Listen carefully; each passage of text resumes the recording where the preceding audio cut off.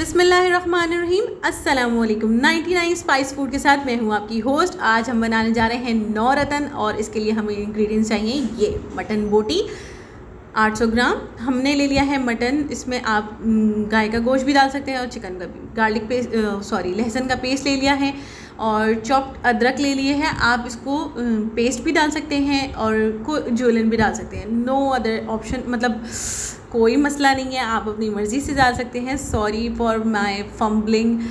और बैंगन ले लिया है एक दरमियाना बड़ा, जैसा आपको मिल जाए। गोभी का फूल दरमियाना ले लिया है, जिसके फूल साबुत रखे हैं वही अच्छे रहते हैं क्योंकि घुलती नहीं है। और मटर ले ली है 1 कप। सीज़न आ रहा है मटर का, ताज़ी मटर भी डाल सकते हैं आप लोग। ये है आलू 1, आप अपनी मर्ज़ी से ले सकते हैं। चुकंदर दरमियाना 1 ले लिया था छोटा। और गाजर छोटी हो तो 3 ले लें, 4 ले लें, और बड़ी हो तो 1 ले लें, बहुत रहती है।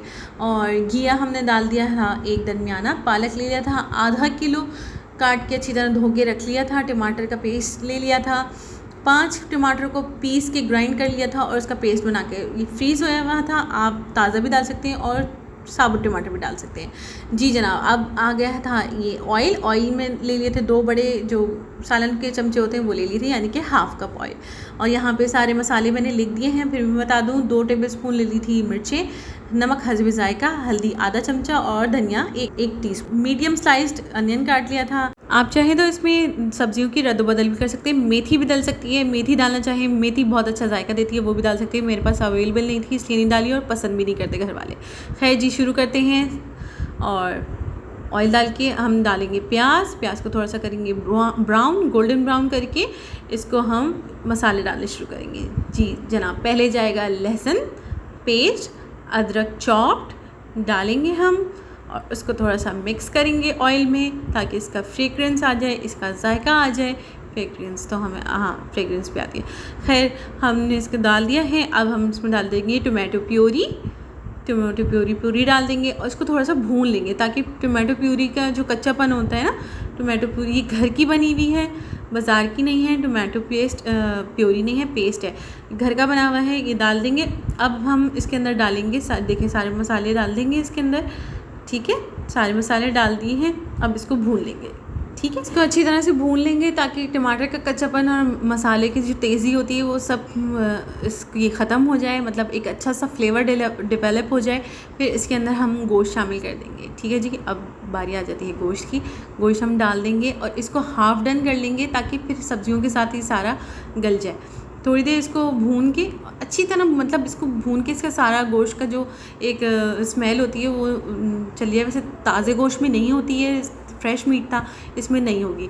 ठीक है जी, अब मैं इसको बंद कर दूँगी और पानी डाल के इसको गलाऊँगी और इसको बंद कर दूँगी। ठीक है जनाब, इसमें मैं डालूँगी तकरीबन 1 कप पानी डाल के। आप अपने हिसाब से डालें पानी, कोई मसला नहीं है। जो भी मसाले आपको अपनी उस हिसाब से लगते हैं, क्योंकि किसी के घर में कम मसाले इस्तेमाल होते हैं, किसी के घर में ज़्यादा इस्तेमाल होते हैं, तो मसालों का हिसाब तो सब अपने उसमें ही रखते हैं। इंग्रेडिएंट्स फॉलो करने चाहिए और रेसिपी फॉलो करनी चाहिए। आप उसके हिसाब से देखिए जनाब, हाफ़ डन हो चुका है। तकरीबन 1 घंटा आप गला लें गोश्त को। कुकर में आप इसको 20 मिनट गला लें या 15 मिनट गला लें तो आपकी फिर सब्ज़ी डालने लायक हो जाएगी। सारी एक साथ डाल के मत करिएगा। देखिए, अब मैं सारी सब्ज़ियाँ डाल रही हूँ। कुकर की बात कर रही हूँ कि कुकर में सारी सब्ज़ियों के साथ गोश्त मत डालिएगा, क्योंकि गोश्त नहीं गलता फिर सब्ज़ी गल जाती है और बिल्कुल भत्ता हो जाते हैं वो सब्ज़ियाँ।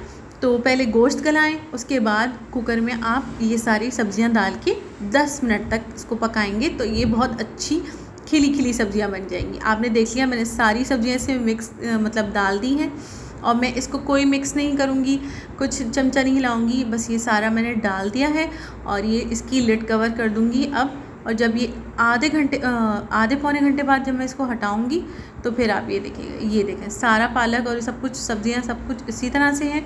और अब मैं इसमें स्पून हिलाऊँगी। ठीक है, देखें अच्छा खासा गोश्त गल चुका था। 1.5 घंटा लगता है, ज़्यादा देर नहीं लगती गोश्त गलने में। बहुत जब किसी का मतलब हैवी बकरा होता है, भारी बकरा होता है या गोश्त ज़्यादा भारी होता है तो उसमें इग्नोर करें यार पीछे की आवाज़ों को। मैं कब तक अपनी रिकॉर्डिंग को रोक के रखूं। तो खैर, ये मैं बता रही हूँ कि ऐसी आवाज़ें तो मिलती हैं सुनने को, कराची कराची है।